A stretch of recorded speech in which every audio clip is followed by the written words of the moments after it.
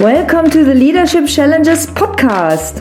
The show that gets real about leadership because every leader faces a challenge.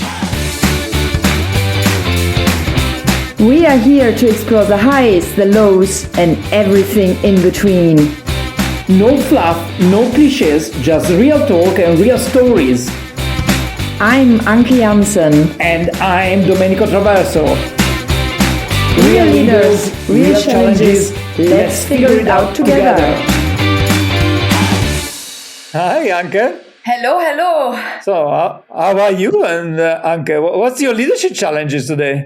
Oh my God. Yeah, look, Domenico, as always, global, I'm hunting for global talent, doing my very best here. So on this note, and how are you doing?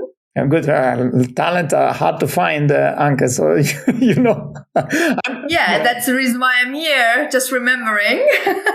No, super to see you, Domenico. And it's great to be here on our Leadership Challenges podcast. And I think today is super exciting, or, Domenico? Yeah, we have a special guest from Italy. For once, we have someone from Italy. I'm so happy to have someone from my country. Italian entrepreneur. Among the top 100 managers 2025 from Forbes. This is a good one. And I saw a speech at the United Nations because also she is the SDG pioneer at the United Nations Global Compact for Leadership in Sustainable Water Management. And she will tell us more about water management. And she is in the family company, a board member, as head of sustainability, but also the global leader in the company at Irritech. And welcome, Giulia Giuffrè, and we're really welcome at Leadership Challenges. Thank you. Welcome. Hello. Tell us really, what is Irritech doing? Sure, it's a pleasure to tell you. Thank you for this opportunity today to tell you about Irritech. Actually, Irritech is one of the main leaders in irrigation, precision irrigation, actually. We are one of the top of manufacturing drip irrigation system. So we give to the farmers the way to make irrigation, to cultivate in a sustainable way, because drip irrigation is actually the most efficient way to manage the water in agriculture and also in landscaping. So Irritech was born in 1974 in Sicily, where my family comes from. Now we have more than 1,000 people around the world working for agriculture and for the water management.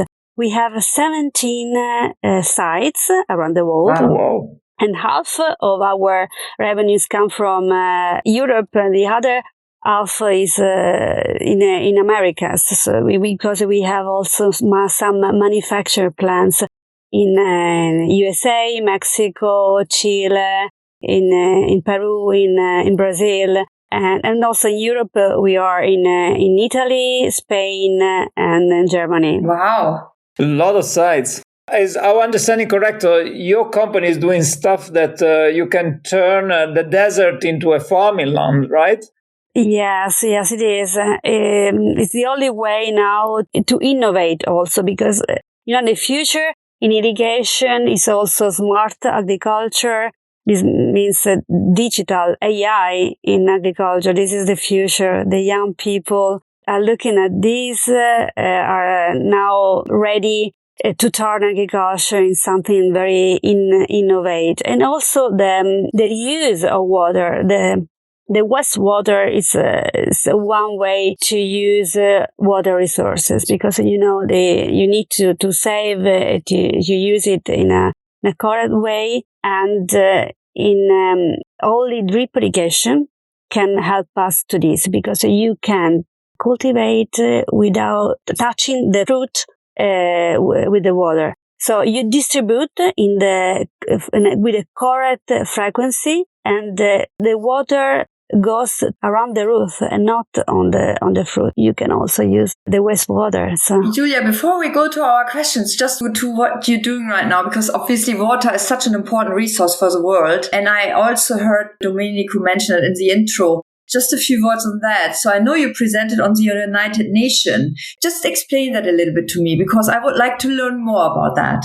Yeah, so it was 2018 when I was invited to United Nations with the Info Poverty Convention, and I started to talk about the drip irrigation, how the drip irrigation could help the planet. When I was in a UN department, I start to understand how the private sector could be important on this. So I made application to the Global Compact. I applied the Euritech for Global Compact. So I start to understand how the SDGs, the Sustainable Development Goals, could fit with water management. So this was a study for me and for my company. It was starting I introduced in my company. And so that's why after 2 years, Global Compact gave me, recognized to me this award. So it was something new for all the sector, actually. Also the competitors were very happy about my award because it was a United Nations recognized the importance of water management. It was something disrupting, probably. That's why we start also looking at the SDGs. This means not only I looked at the environmental part, but I start to look at how the company could fit with the social and the government. That was important. Yeah. Gender equality, how the next generation could follow the first generation. All these things took part of the ESG. In 10 years, we made a lot of development on this side. My view starting from marketing, because I start with the marketing department. And as soon as I start with marketing, I understood that our marketing could follow the environmental topics. Of course, we were fittings and pipes manufacturing company. And my vision was to transform the company in a water management solution company. Wow, this is amazing. Amazing. Thank you so much. And just listening to your intro to Irritech, how is it now? And then together with the sustainability and the social and global impact, amazing. I'm dying to hear really. So the first thing, can you share with us, because with all the experience, what is the leadership challenge you want to share with us? Well, everything I told you, this change management to give to the company, but also to the employees. I think the change management in all the departments and they change the view, the settings, transform a manufacturing company to a ESG company because we became a benefit corporation. To change something in the mind of people, you need time, you need communication. I took the communication I give outside to customers, to media, with media relations, help me to link and to explain to our employees what we are doing, to give to them a vision. It took time, but now it was something special. And also when an employee or someone comes from the factory and comes with me and says, I'm so proud to be here and to work in Irritech. Also because the value we share outside and inside, that's very important for us. I think really that when you have a well-run company with good connection and the employees are happy to work with the company and the family company gives stability. But then when you start to have a lot of sites around the world, I mean, it's difficult to get the same employees in, like in your hometown, loyal, or the employees, maybe in Mexico, in Chile, as loyal or as connected like the one in your hometown.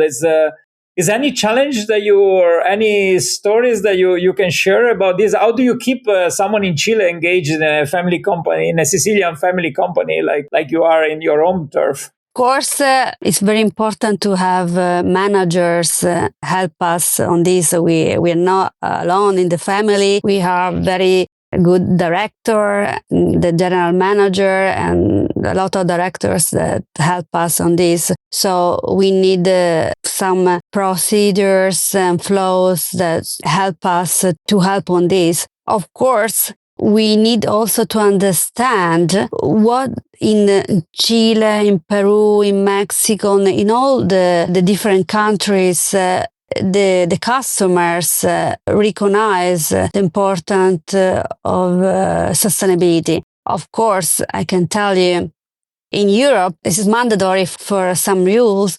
It's not the same in the USA or Mexico or in other countries. So you need to understand in each country which are the needs. This is not only for ESG, but for everything. But from the headquarters, we give the values and the guidelines.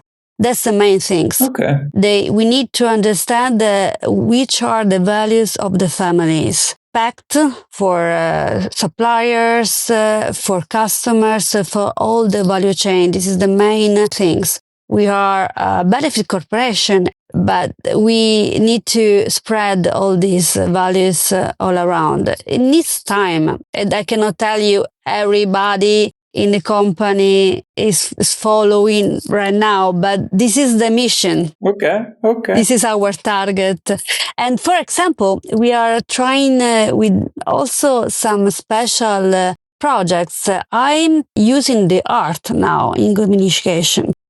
I took a photographer that is calling all the CEOs and the companies, is trying to understand which is the value, something that for me was special. So I choose to marry this special project and give it to the company, to Euritech. So I asked to some special value customers to be part of this project. So we took some shooting to them and try to them marry our values through this special art project. Something very special. So we made a calendar for this year, and for each month we can see a customer that is part of our value chain. And so like the water philosophy. Okay, well, that's super interesting. Of course, we want to have a copy of the calendar if possible. Oh yeah, big time. Yeah, please. It's a pleasure. But Giulia, this also connect me with another point, because you talk a lot about the value and the family company value, and I know it's important. I work for a family company, so I know we also feel a lot of the value of the family behind us. But is never being a time or something that you can recall where your value or your company value are clashing with what you have to do or what you're doing? Or was there a time really that you experienced that you couldn't really stick to the value or embraced in the right way? In every topic, we can find something that there is a trade-off in everything, investment and what we want to do. So we need to find the right balance.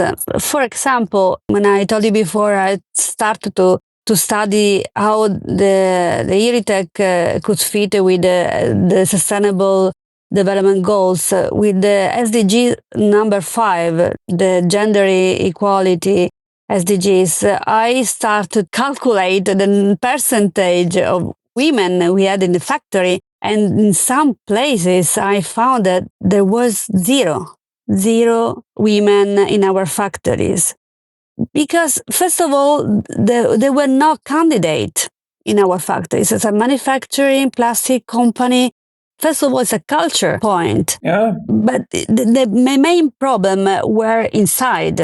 I tried to understand what was the problem. And in most of the cases they were not ready. We had not the habit to have women in the factory, so we were not ready on this. So we tried to work on that. And when you try to find the problem to solve it, you find the investments to do.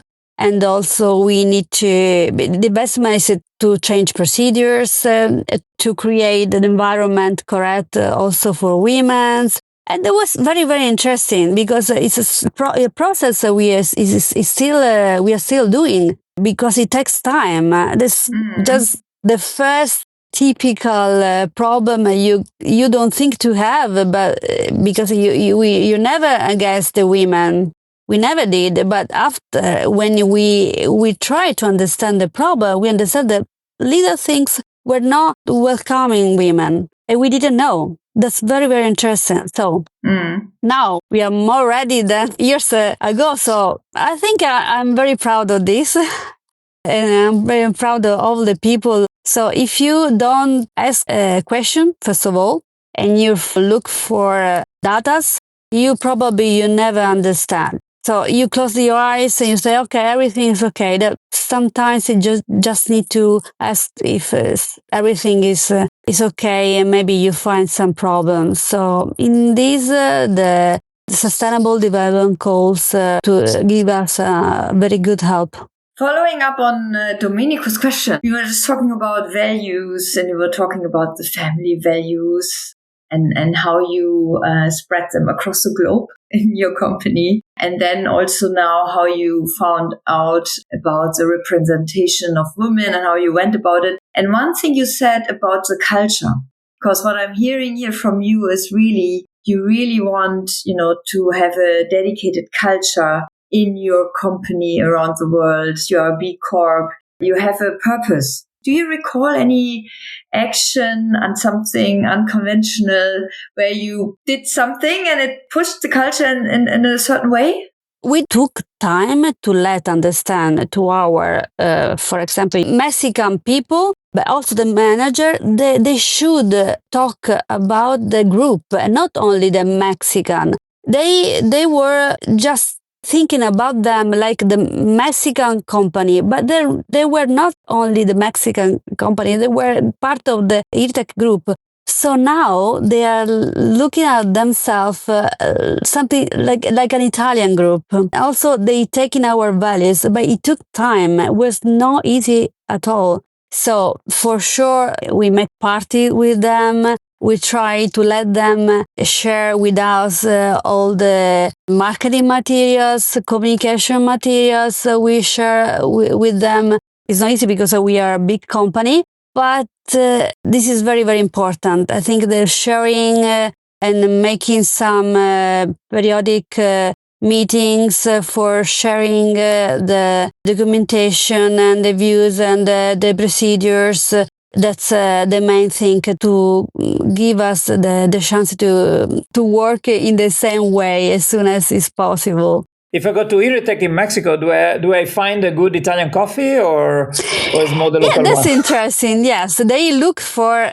Thank you for this question because it's true. As soon as they come in Italy, now they go back to their own countries and they look for a real espresso. So after they go back in their countries and they buy an espresso or in any case an espresso machine. That's true. That's a good question. They do it. And also they learn about Italian food. Yeah. So they understand the Sicilian fish is different, and also the spaghetti and pasta is different. That's true. That's the food is something that let us be more this is a so group. Full of energy. This is great. So the unconventional strategy is give them a good pasta in so maybe all over the world, right? Connector. I never think about this, but you're true. You're right. Yes, really? The food is our main link. Yeah, this is something you can find in Danfoss too. Really, when you go around in some of the sites. Yeah, when we were in Colombia, we found so special tropical fruit, and we brought to Italy. So we shared the fruit from there with our employees. So it's just something very. The food sharing is one of the main way to share our values. Of course, we are in agriculture sector, so for us is much more important. Very open, yeah, for good pasta dish, Domenico, huh? We find an unconventional strategy anche about food. Yes. Yeah. Love the coffee. Yeah. And I learned I'm not allowed to have any espresso or any coffee with milk after lunch.